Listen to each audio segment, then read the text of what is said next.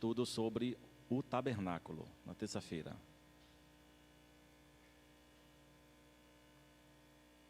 Capítulo 6, versículo 21. Porque onde está o teu tesouro, aí estará também o teu. Pai, nós te glorificamos porque a tua palavra tem poder. E tem poder de gerar vida em nós. E nós precisamos, dependemos da tua palavra. Que teu Espírito fale conosco poderosamente nessa noite, renovando as nossas vidas, despertando o nosso coração, colocando fogo no nosso coração para aquilo que o Senhor tem em nossas vidas. Nós oramos em nome de Jesus.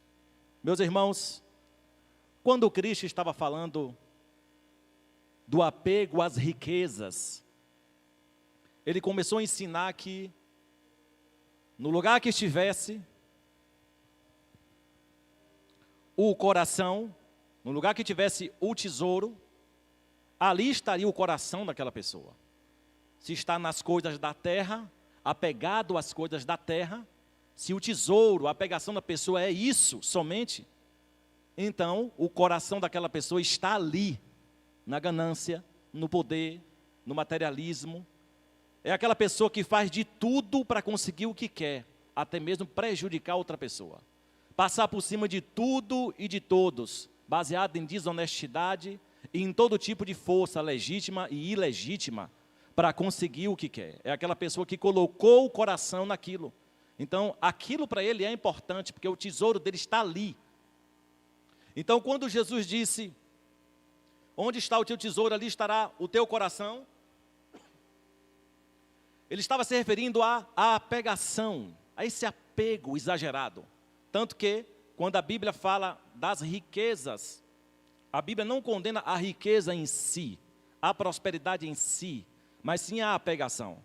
Então a Bíblia diz, o amor ao dinheiro é a raiz de todos os males. Não é o dinheiro, é o amor ao dinheiro. Isso traz a ideia de apego, ganância, soberba, materialismo, somente materialismo e nada mais.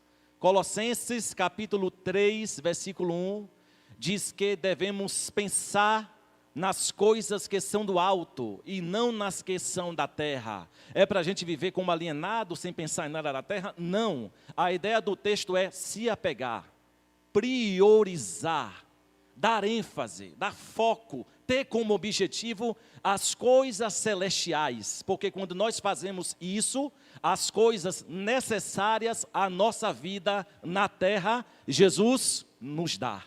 Jesus acrescenta à nossa vida. Mas não é sobre a riqueza de forma específica que quero falar nessa noite. É sobre o coração em si, o tesouro e o coração. Onde é que está o seu tesouro? Onde é que está o seu apego?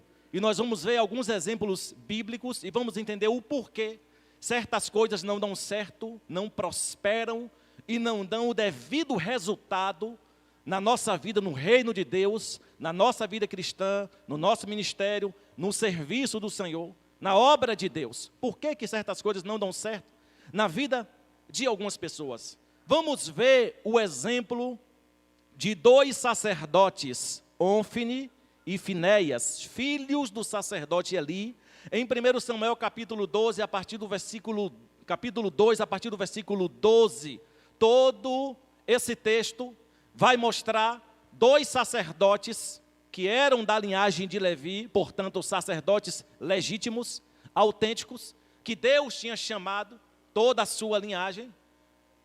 Mas, no entanto, eles não colocaram o seu coração naquilo que Deus tinha chamado, naquilo que Deus queria. E teve um momento que Deus chamou o pai deles, o sacerdote Eli, e disse: Eli, o que é isso que está acontecendo? Você não toma uma atitude com seus filhos? Você não toma uma decisão com teus filhos? Olha o que teus filhos andam fazendo em Israel. Eles eram sacerdotes e cometiam todo tipo de imoralidade, corrupção e desonestidade no templo do Senhor. No templo do Senhor. Eles abusavam até mesmo sexualmente das mulheres lá em Israel. era um abuso de poder, um abuso de autoridade, mas eram sacerdotes. Por que esses homens, sendo sacerdotes, legítimos, chamados por Deus, da linhagem sacerdotal que Deus escolheu, a linhagem de Levi, por que esses homens fizeram isso? Porque eles agiam dessa forma, meus irmãos, porque eles tinham o título de sacerdote, eles ocupavam o cargo de sacerdote, mas o seu coração não estava no chamado de Deus. O seu coração não estava no reino de Deus. O seu coração não estava naquilo que Deus queria para a vida deles. O seu coração não estava nos estatutos de Deus. E então eles faziam aquilo conforme a sua vontade, o seu querer, ao seu modo. Bem, eu sou sacerdote, então vou fazer da forma que eu quero. Vai ser assim porque eu sou sacerdote. Mas Deus disse para Eli, Eli, se tu não tomar uma decisão, vai acontecer o seguinte, teus filhos vão morrer, porque eu vou matar os teus filhos. Pasme, mas foi isso. E foi isso que aconteceu. Os filhos de Eli morreram. Como uma forma de juízo de Deus, porque eles perverteram todo Israel, todo o povo, corromperam o reino, corromperam Israel, espalharam a imoralidade, destruiu várias famílias e vários casamentos, porque eles tinham seus títulos, ocupavam cargos, mas o seu coração não estava no centro da vontade de Deus. Seu coração estava distante. Eles não exerciam o sacerdócio com o coração. Semelhantemente, os filhos de Arão, Nadab e Abiú, em Levítico 10, eles ofereceram fogo estranho e foram fulminados pela ira de Deus. Diante do tabernáculo, diante de todos. O que era o fogo estranho? Para fazer aquilo, o sacerdote tinha uma regra, tinha um estatuto, tinha algo que regulamentava e normatizava as cerimônias.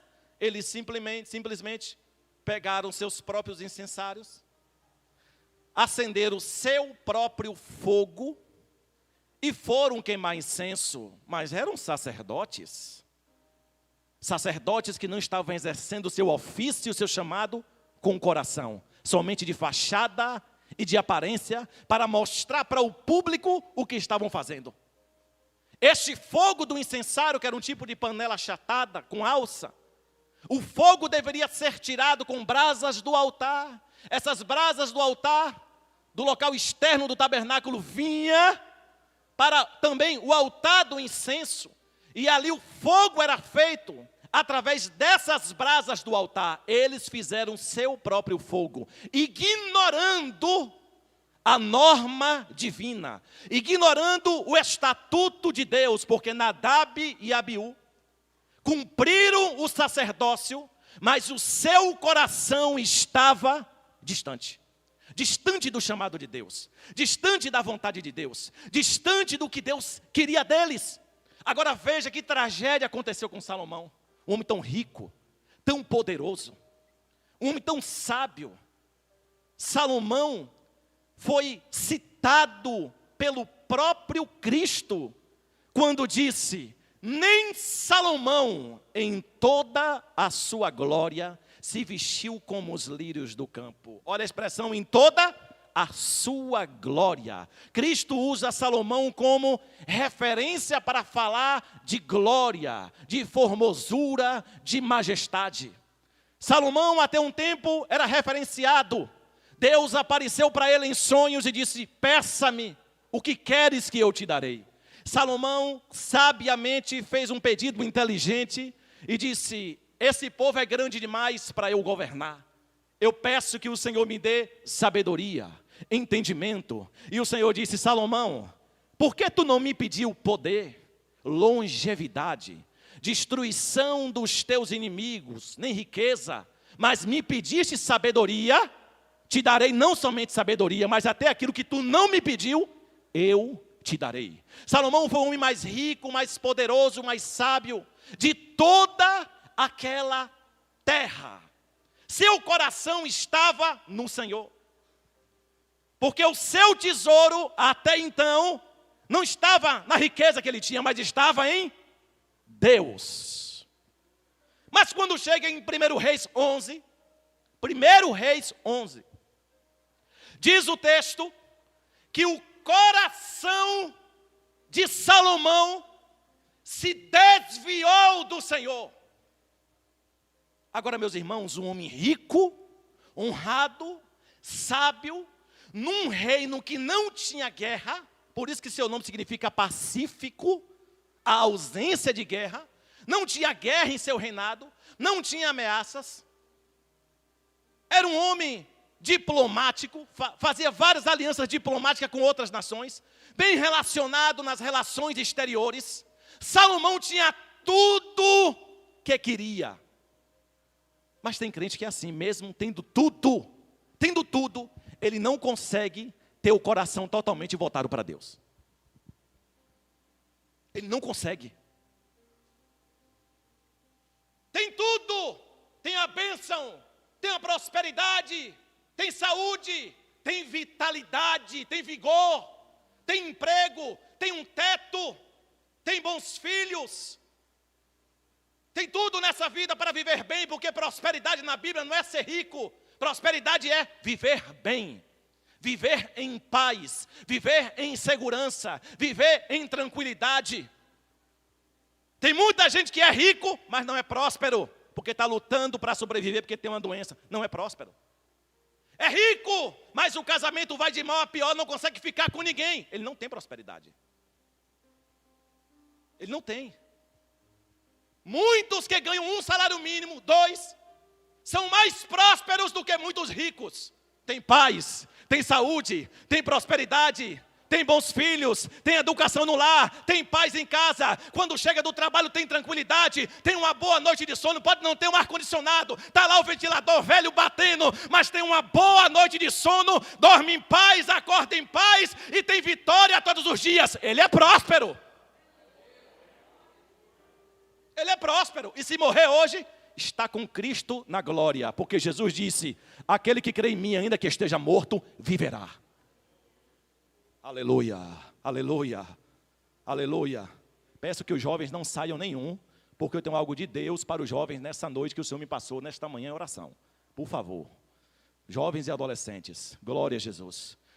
Meus irmãos, Salomão então, depois de tudo isso, entrou numa zona de conforto, seu coração foi corrompido, e então ele estava no reino, estava governando, era rico, mas o coração não estava mais em Deus, o coração se desviou, se afastou do Senhor. Por isso que Isaías disse, Isaías 29:13, este povo me honra com os lábios, mas o seu coração está longe. Essa citação é tão forte, tão séria, que Jesus faz referência a Isaías.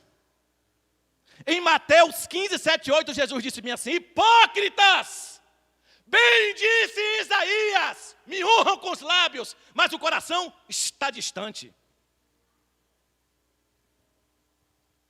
Meus irmãos, nós precisamos fazer as coisas de Deus com o coração. Por isso que às vezes não dá certo. Porque quando alguém faz por poder, por espaço, por ganância, por competição, para envaidecimento do seu nome, chega um momento que não prospera e não dá certo, porque não está fazendo com o coração. No reino de Deus só funciona, só é eficaz, só dá resultado, se for feito com o coração. Façamos com o coração. Você pode ser simples, meu irmão. Você pode não falar bem, não ter estudado muito. Pode ser um acadêmico formado, não formado. Pode ser uma diarista, pode ser uma empresária, independentemente desta posição social, profissional. Aqui no reino é com o coração que funciona. Com o coração. O que é que acontece quando alguém faz algo com o coração? Moisés foi chamado por Deus e entendeu que precisava cumprir a missão. ele tinha que cumprir a missão, ele queria cumprir a missão. Moisés amava o que fazia. Moisés relutou quando Deus chamou, mas depois que começa a executar, ele começa a amar aquele povo. Se dedicar àquele povo, mesmo sendo um povo ruim, duro, rebelde. Um povo que não retribuía da forma que ele trabalhava. Que não dava o devido retorno ao serviço de Moisés. Mas ainda assim, Êxodo, capítulo 32, todo o capítulo 32, se você for ler depois em casa, não é o momento, em casa. Todo o capítulo 32. Você vai ver Deus dizendo que ia julgar o povo e consumar, por causa da rebeldia, era muito, o povo se rebelava muito contra Deus, blasfemava de Deus. E Deus disse, Moisés, saia da frente, porque eu vou exterminar todo este povo. Eu faço de ti um povo novo, eu posso fazer de ti um povo, mas eu vou consumir todo mundo, porque eu não aguento mais tanta rebeldia, murmuração e blasfêmia. E Moisés, oh Deus, não faça isso. Para que fazer isso? O que é que vão dizer de ti, Senhor? O Deus que tirou o povo do Egito, tirou para matá-lo no deserto. Parece que Deus está querendo, Moisés está querendo mexer com a mente de Deus. Vão dizer o que, Deus, de ti? O que vão falar do teu nome? Mas se o Senhor ainda insiste em matar esse povo, eu ainda insisto mais, tenha misericórdia. Ou então, risque o meu nome do livro que o Senhor escreveste, mas não mate este povo. O que é que leva Moisés a fazer isso? O coração dele estava no chamado e em cumprir a missão. Você está vendo a diferença quando o nosso coração está naquilo que Deus chamou? Quando o nosso coração está naquilo que Deus chamou, nós enfrentamos as perseguições, as calúnias, as lutas, as difamações, as dificuldades, porque temos convicção do chamado de Deus em nossa vida, daquilo que Deus tem para nós, daquilo que Deus tem para seu casamento, para sua família. Coloque o coração naquilo que Deus quer fazer na sua vida. Não faça de aparência, não faça por fazer, faça de coração, porque desta forma você se sentirá fortalecido no dia da adversidade. Quando a gente faz com o coração, a gente passa a dar valor às coisas de Deus. A gente passa a dar valor aos trabalhos da casa do Senhor. A cada serviço, a cada diaconia, nós passamos a dar valor. Um exemplo muito mais forte é o exemplo de Neemias. Livro de Neemias, capítulo 1. O contexto era o seguinte: Jerusalém estava destruída. O povo tinha uma parte voltada do cativeiro para tentar reconstruir suas vidas em Jerusalém. Porque Ciro, ele toma a Babilônia, o povo estava na Babilônia. Ciro então libera o povo para voltar à sua terra. Ele conquistou a Babilônia, então ele que mandava agora. E então ele libera o povo volta. Neemias foi um judeu que nasceu no cativeiro. Neemias não viu a destruição de Jerusalém. Neemias não nasceu em Jerusalém, Neemias não estava em Jerusalém, não sabia de nada, só por depoimento.